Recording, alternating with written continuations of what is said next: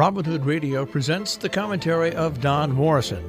Don is a former editor at Time magazine. He's an author, lecturer, and member of the Berkshire Eagle Advisory Board. Every time I return here to France, I'm reminded of our debt to one of history's first whistleblowers.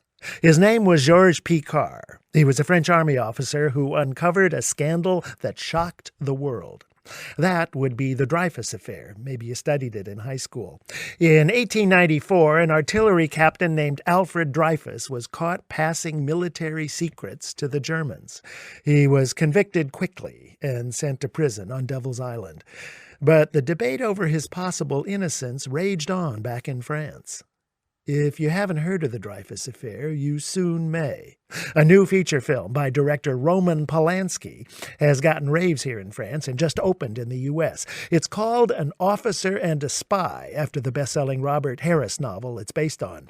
The French title is J'accuse, meaning I accuse. The headline on a famous pro-Dreyfus editorial from 1898 by the novelist Émile Zola. The film focuses not so much on Dreyfus or even Zola as on Georges Picquart and his lonely quest for the truth. Picquart had been a note-taker at Dreyfus's trial, much like Alexander Vindman, the White House military aide assigned to monitor that phone call between Donald Trump and the president of Ukraine. Like Vindman, Picquart thought something was fishy. He sniffed around and learned that Dreyfus had been framed. The army needed a scapegoat, and Dreyfus was Jewish in an age of smoldering anti-Semitism. Picquart eventually fingered the real culprit, a well-connected officer who was being protected by higher-ups. But Picquart was told to keep his mouth shut. Like Vindman, he refused. In retaliation, Picquart was harassed, indicted, and forced to resign. If all this seems depressingly current, the new film and French history offer us a little optimism. French public opinion, inflamed by Zola, the press, and leaks from Picquart, began to tilt in Dreyfus's favor. He was given a new trial and acquitted.